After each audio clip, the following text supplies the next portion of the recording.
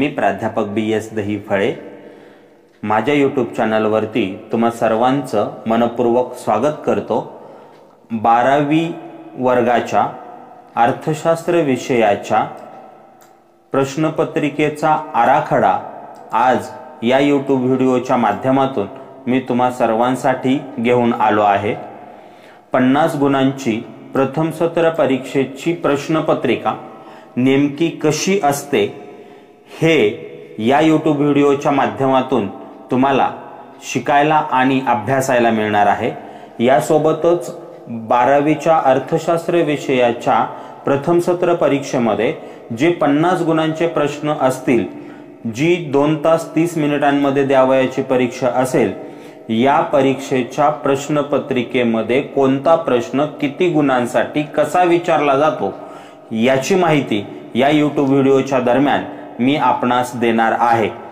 तर चला समजून घेऊया 12वी अर्थशास्त्र विषयाच्या 50 गुणांच्या प्रथम सत्र परीक्षेच्या प्रश्नपत्रिकेचं स्वरूप किंवा प्रश्नपत्रिकेचा आराखडा जाणून घेऊया। या प्रश्नपत्रिकेमध्ये पहिला प्रश्न हा वस्तुनिष्ठ स्वरूपाचा प्रश्न असणार आहे आणि वस्तुनिष्ठ स्वरूपाचे जे विविध प्रकारचे प्रश्न आहेत त्या विविध प्रकारच्या प्रश्नांपैकी 2 प्रकारचे वस्तुनिष्ठ प्रश्न 5-5 गुणांसाठी विचारले जातील।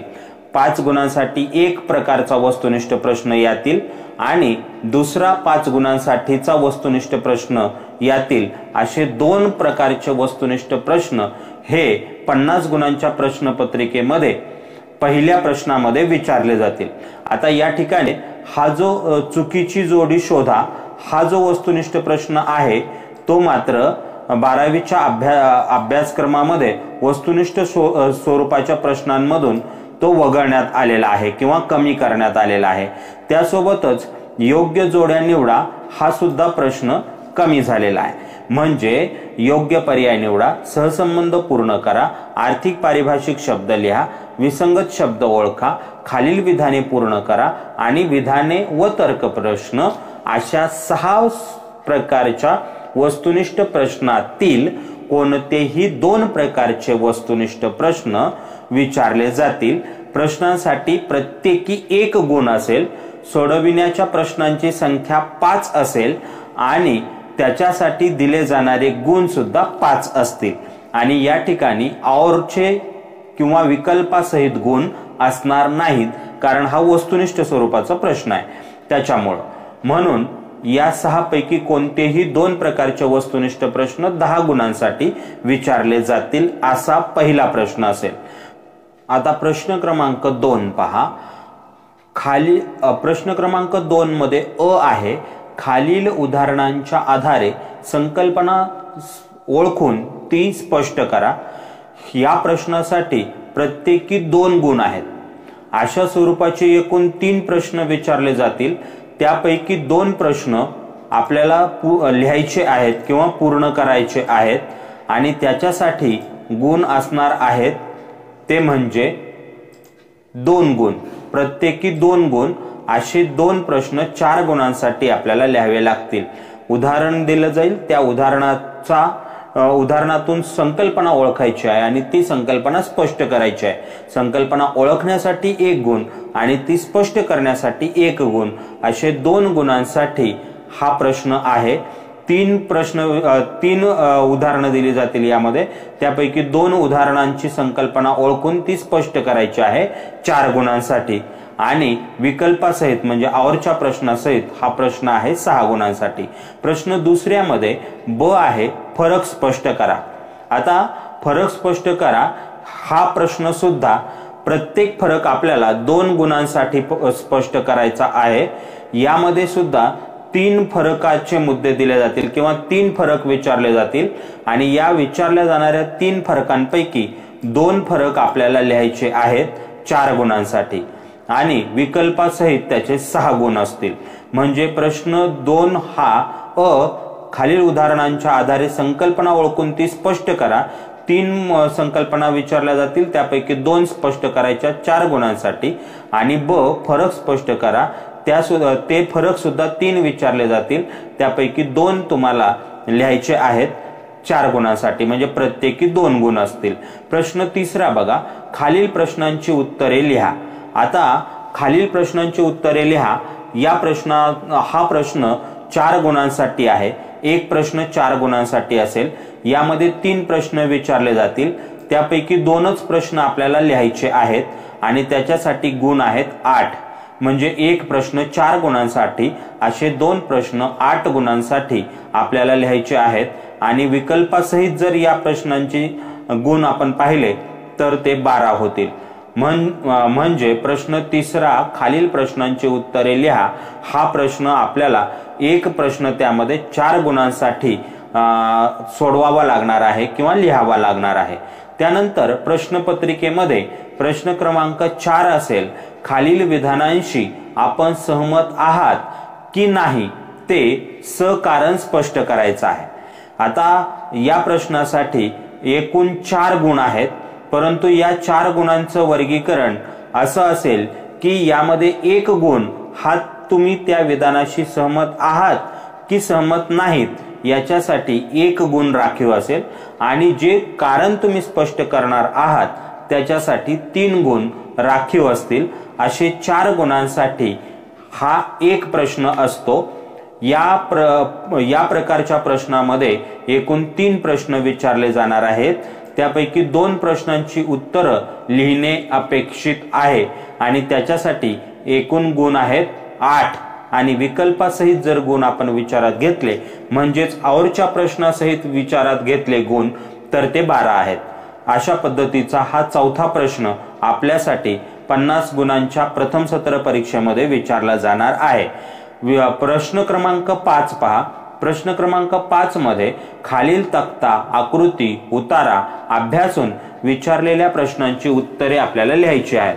म्हणजे या 5व्या प्रश्नामध्ये एखादा तक्ता दिला जाईल किंवा एखादी आकृती दिली जाईल किंवा एखादा उतारा दिला जाईल आणि त्यावर आधारित विचारण्यात येणाऱ्या प्रश्नांची उत्तरं आपल्याला लिहावी लागणार आहेत.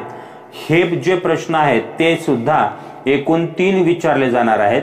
त्याच्यापैकी 2 प्रश्नांची उत्तरं आपल्याला लिहायची आहेत 8 गुणांसाठी.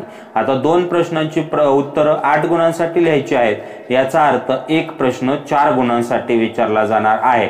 या 4 गुणांचं जे वर्गीकरण आहे ते सुद्धा तक्त्यानुसार किंवा आकृतीनुसार किंवा उतार्यानुसार वेगवेगळं असू शकतं. तक्त्यावर आधारित प्रश्न विचारायचे असतील तर 1 किंवा 2 प्रश्न किंवा 3 प्रश्न विचारले जाऊ शकतात. एखादा प्रश्न 1 गुणासाठी किंवा एखादा प्रश्न 2 गुणांसाठी विचारला जाऊ शकतो. आणि अशा पद्धतीने 3 पैकी 2 प्रश्न आपल्याला सोडवायचे आहेत. प्रत्येक प्रश्नाला 4 गुण, असे एकूण 8 गुणांसाठी प्रश्न क्रमांक 5 आपल्याला लिहावा लागणार आहे. आणि आवरच्या प्रश्नासहित या प्रकारचा प्रश्न हा 12 गुणांसाठी विचारला जातो. विद्यार्थी मित्रांनो, यानंतर प्रश्न क्रमांक 6 असेल, खालील प्रश्नांची सविस्तर उत्तरे लिहा. हा जो प्रश्न आहे शेवटचा, त्या प्रश्नामध्ये एकूण 2 प्रश्न विचारले जातील. या 2 पैकी एका प्रश्नाचं उत्तर आपल्याला सविस्तरपणे लिहायचं आहे आणि ते उत्तर 8 गुणांसाठी असेल. म्हणजे 8 गुणांसाठी एका प्रश्नाचं उत्तर आपल्याला लिहायचं आहे आणि 2 प्रश्न विचारले जात आहेत, याचा अर्थ विकल्पासहित या प्रश्नाचे गुण आहेत 50. अशा प्रकारे विकल्पासहित या प्रश्नाचे गुण आहेत 16. विकल्पासहित या प्रश्नाचे गुण आहेत 16. अशा प्रकारे एकूण 50 गुणांची जी ही प्रश्नपत्रिका आहे, त्या प्रश्नपत्रिकेला जर आपण आवरच्या प्रश्नासहित विचार केला तर ही प्रश्नपत्रिका 74 गुणांची आहे. या 74 गुणांच्या आवरच्या प्रश्नांसहित असलेल्या प्रश्नपत्रिकेतील 50 गुणांचे प्रश्न आपल्याला 2 तास 30 मिनिटांच्या वेळेमध्ये लिहून पूर्ण करायचे आहेत. या सोबतच ही पण सूचना आपण लक्षात घ्यावी की वस्तुनिष्ठ प्रश्न क्रमांक 1 साठी इयत्ता 12वीच्या पुस्तकात दिलेल्या मापदंडाचा विचार करण्यात यावा. म्हणजे इयत्ता 12वीच्या क्रमिक पुस्तकामध्ये ज्या पद्धतीने हे वस्तुनिष्ठ प्रश्न दिलेले आहेत त्यानुसार ते विचारले जातील. परंतु स्वाध्यायामधीलच वस्तुनिष्ठ प्रश्न विचारला जाईल असं नाही, स्वाध्याया व्यतिरिक्त सुद्धा वस्तुनिष्ठ प्रश्न विचारले जातील। अशा प्रकारे 50 गुणांच्या प्रथम सत्र परीक्षेच्या प्रश्नपत्रिकेमध्ये पहिला प्रश्न 10 गुणांसाठी असेल, त्याच्यात एक उपप्रश्न 5 गुणांसाठी आणि दुसरा उपप्रश्न 5 गुणांसाठी, असा पहिला प्रश्न 10 गुणांसाठी असेल। त्यानंतर दुसरा प्रश्न हा 4 आणि 4 अ 4 गुण आणि ब 4 गुण असे 8 गुणांसाठी असेल। त्याच्यानंतर तिसरा प्रश्न सुद्धा 8 गुणांसाठी, चौथा प्रश्न 8 गुणांसाठी, पाचवा प्रश्न 8 गुणांसाठी आणि सहावा प्रश्न 8 गुणांसाठी। म्हणजे दुसरा, तिसरा, चौथा, पाचवा आणि सहावा असे दुसऱ्या प्रश्नापासून 6व्या प्रश्नापर्यंतचे 5 प्रश्न हे 8-8 गुणांसाठी आपल्याला विचारण्यात येतील। 8×5 = 40 गुण आणि पहिल्या प्रश्नाचे 10 गुण असे 50 गुणांचे एकूण प्रश्नपत्रिका प्रथम सत्र परीक्षेसाठी आपल्याला विचारात घ्यावी लागेल, हे लक्षात असू द्या। अशा स्वरूपाचा प्रथम सत्र परीक्षेच्या प्रश्नपत्रिकेचा आराखडा किंवा स्वरूप आहे। धन्यवाद।